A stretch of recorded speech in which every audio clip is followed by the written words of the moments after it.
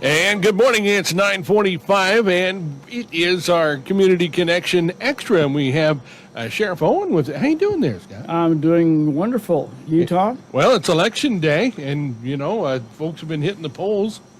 Yes, it is, and it's been a long time coming. Yeah. Now, this is the runoff. I want everybody to remember here that we had, 4 or 5 candidates running at one time? We had a total of 4 in the primary election. Yeah.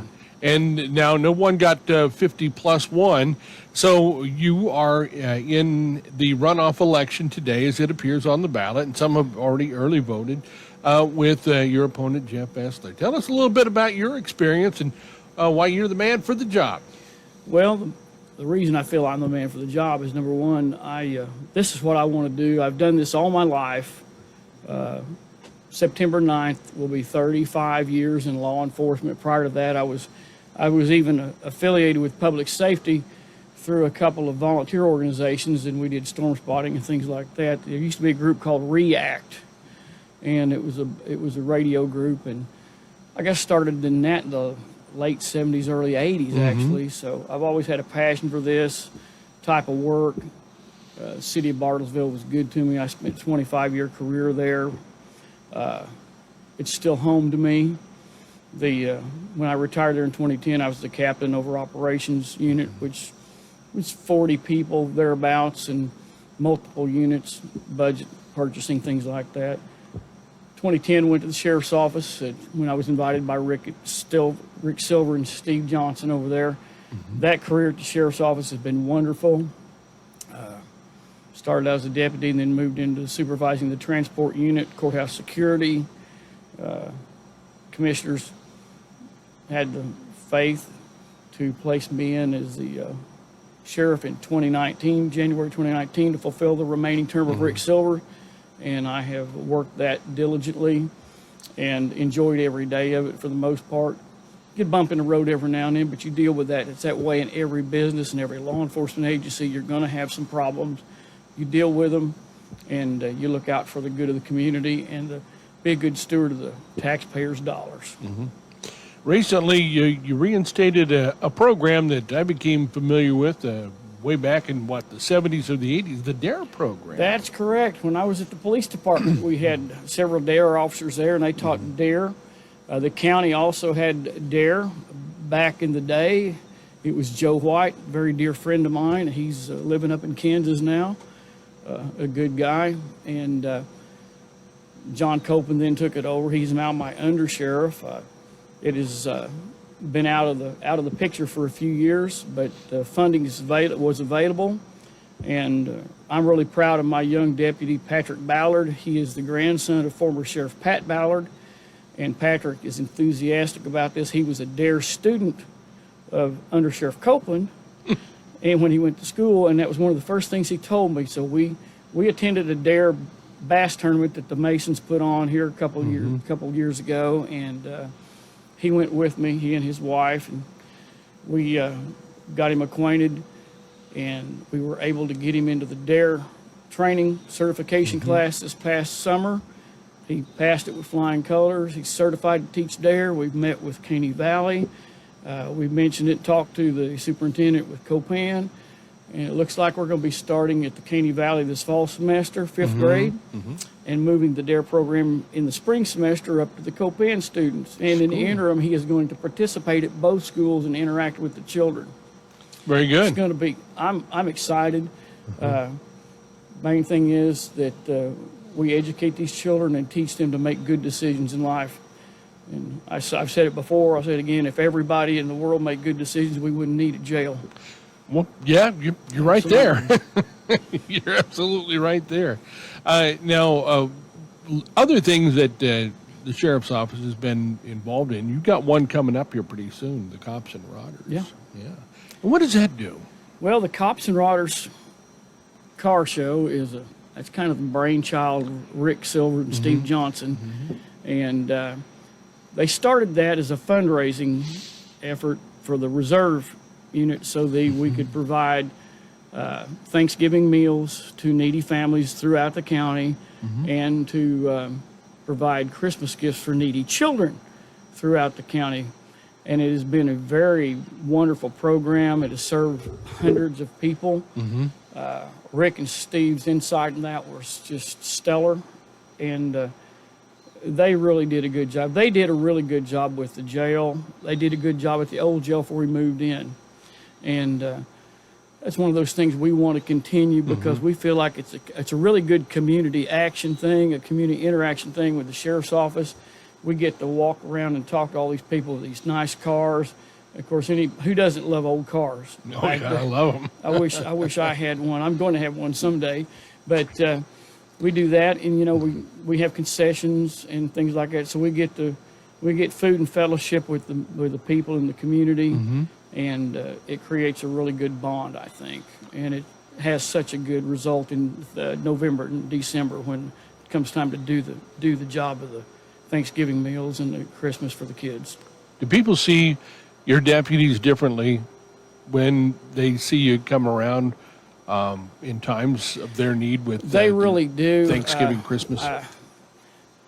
I think they see us this way. A lot of the times they just don't say it, but when you have a needy family that's pinching pennies just to make regular meals, say at Thanksgiving, and you have a reserve deputy show up and they're bringing in and I say food basket, it's a laundry basket. It is not just a little basket, it's a laundry basket full. Holy and cow. A couple of guys carrying the turkey on the side. So it's a substantial amount, and we've had people, they come out and hug us, they shake our hands, they're in tears because they said, we've had people that said, if you hadn't done this, my kids wouldn't have had Thanksgiving dinner, my family wouldn't have had Thanksgiving dinner. Or at Christmas time, when Santa Claus is there at the sheriff's office and we present these toys, or they're not just toys, they're all kinds of gifts, clothes, learning aids, bicycles, they're nice gifts. And the grandparents are in tears because otherwise the children wouldn't have had anything. So it just swells my heart, and to know that my deputies are doing God's work. Very good. Very good. Community policing, it's a little bit more than just a phrase, a little bit more than just a word. It is. How does we hear this in conversation a lot, especially on the national level. And here at the local level, I think we've got a pretty good idea what it means. I think we do. This entire community, the cities and towns in our community and the county as a whole has always had a really good community policing program. The law enforcement officers do it when they don't even realize they're doing it. They're out there. You go into a restaurant, you sit down at a table next to some citizens and you interact with them. You listen to their problems. Or say you pull up on a stranded motorist and you give them a hand with that. We always do that. Hitchhikers, transients, generally people see someone hitchhiking or transient, they may fare away from it, but we check out everybody. And it's a twofold thing.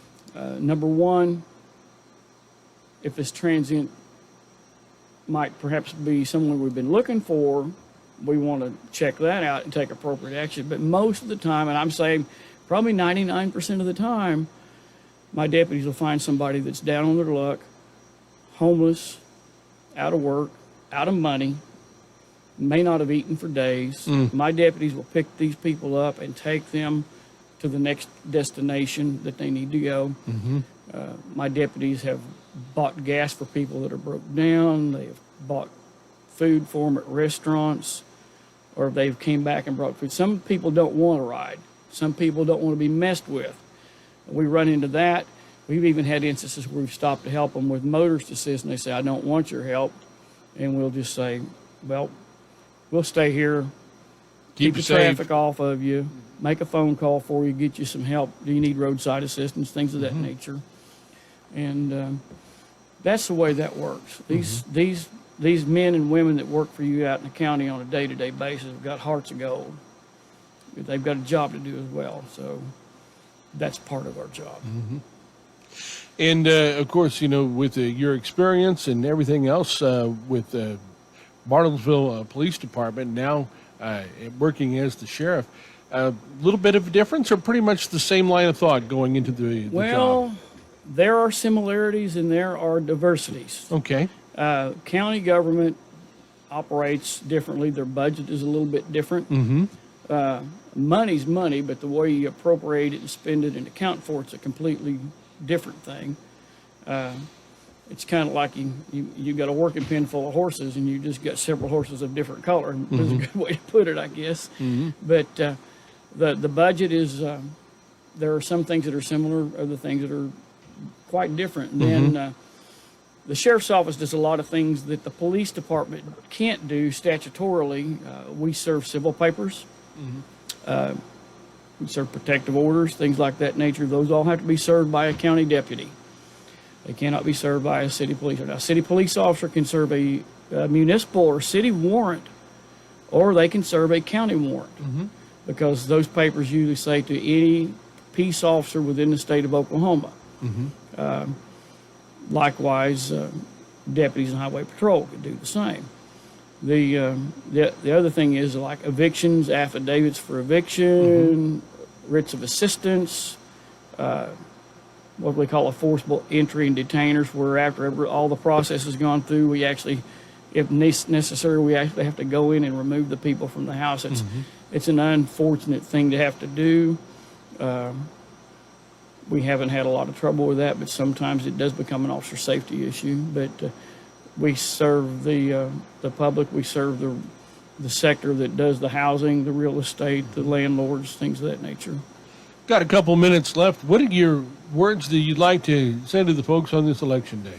Well, first of all, you folks at Bartlesville Radio do an outstanding job for public community service. You guys got your own community policing, if you will. Secondly, don't forget that, God founded this country hundreds of years ago now, and our founding fathers built the greatest country in the world. We live in the United States of America.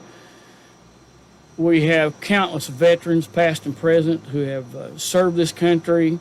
Some have made the supreme sacrifice. My hat's off to the veterans. Without the home of the brave, we would not have the land of the free.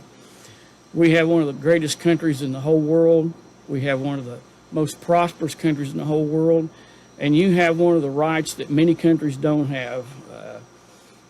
Actually, many rights that many countries don't have. One of them being your freedom of religion and all the freedoms afforded to you in the Constitution. But you also have the right to vote. So I encourage everyone to vote their conscience in all the elections, not just today, but everyone forthcoming, and exercise your right to vote, because it is your right as an American citizen. And I'm proud to live in America and proud to serve the counties of the citizens of Washington County. Now tonight you're going to have you're going to be up in Dewey for the watch party as you watch the computer click the numbers. We're going to be up there watching the results and seeing how things go. Munching French fries.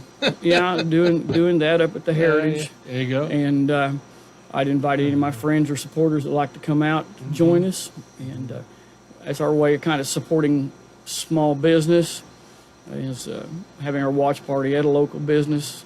And shop local, spend your money local. All your tax money comes right back to you in goods and services and such here in the government. So thank you for having me. It's been my pleasure, and looking forward to tonight. All right. Thank you very much, Sheriff Owen. And you're listening to our Community Connection Extra right here on KWON, the one you trust. American Heritage Bank, now serving the Osage region of Bartlesville, Pawhuska, and Barnsdall. This is KWON Bartlesville and 93.3 FM K227CQ Bartlesville. Stay tuned. CBS News is next, followed by local news and the Brian Kilmeade Show. We're looking for sunshine today and a high of 96 degrees. It's 10 o'clock. This is CBS News on the Hour, sponsored by Rocket Mortgage.